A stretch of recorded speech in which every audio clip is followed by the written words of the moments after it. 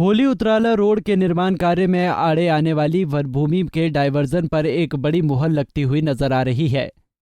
दरअसल सरकार की ओर से 24 अगस्त को एक पत्र जारी किया गया है, जिसमें साफ तौर पर लिखा गया है कि इस रोड के निर्माण में आड़े आ रही करीब 14 हेक्टेयर वन भूमि का विलय होगा, ताकि दशकों पुराना महज उतराला से होली तक 72 किलोमीटर सड़क निर्माण का ये मुद्दा सदैव के लिए खत्म हो सके। बावजूद इसके अब इस खत पर ही बैजनाथ से ताल्लुक रखने वाले और होली उतराला रोड संघर्ष समिति के महामंत्री राज कपूर ने सवालिया निशान खड़े कर दिए हैं। उन्होंने इस खत को लेकर सरकार की मंशा को कटघरे में खड़ा कर दिया है। राजकुमार ने कहा कि यूं तो ये एक बड़ा फैसला है और इसका लाभ भी बहुत व्यापक होगा। बावजूद इसके इस खत में लिखी गई गोलमोल भाषा और सुप्रीम कोर्ट द्वारा वन भूमि के लिए अख्तियार किए गए फैसलों में जमीन आसमान का अंतर है। ये खत हकीकत कम फसाना ज्यादा नजर आ रहा है। ये सरासर सियासी फैसला दिख रहा है, जो कि सरकार अपने कार्यकाल के अंतिम महीनों में ले रही है ताकि इसका सियासी लाभ लिया जा सके।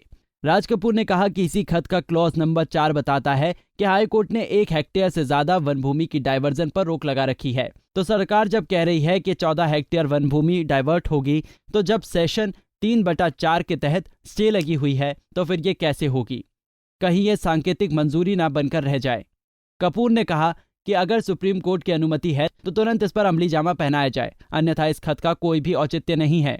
अगर इस चिट्ठी को फलीभूत करवाना है तो सुप्रीम कोर्ट में डायवर्जन के मामले को फिर से अपील की जाए ताकि निर्माण कार्य तुरंत शुरू हो सके। देखिए, जो चिट्ठी 24/8/2022 को निकली है, ये डाइवर्जन से रिलेटेड है और इसमें क्योंकि 14 हेक्टेयर भूमि जो है वो फॉरेस्ट लैंड डाइवर्ट होगी, तो इसमें थोड़ा सा कन्फ्यूज़न है क्योंकि ये जो चिट्ठी निकली है इसकी कंडीशन नंबर 4 जो है उसमें साफ ये बोला गया है कि माननीय उच्चतम न्यायालय ने 1 हेक्टेयर से ऊपर की वन भूमि के डाइवर्जन पर रोक लगाई गई है।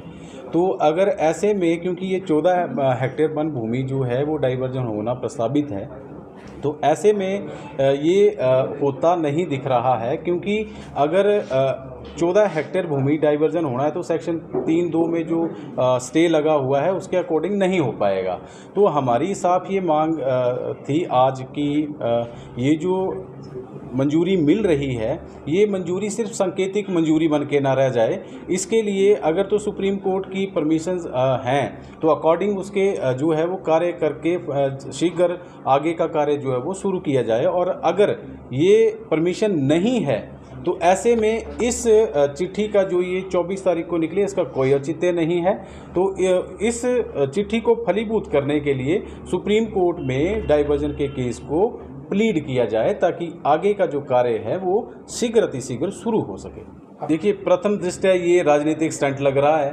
अगर ये राजनीतिक स्टंट नहीं होता तो ये इलेक्शन के आखिरी महीनों में ये चिट्ठी निकल के नहीं आती। पंजाब केसरी के लिए धर्मशाला से निपजीत निप्पी की रिपोर्ट। हमसे जुड़े रहने के लिए हमारे YouTube चैनल को सब्सक्राइब करें और नई वीडियो की नोटिफिकेशन के लिए बेल आइकॉन को दबाएं।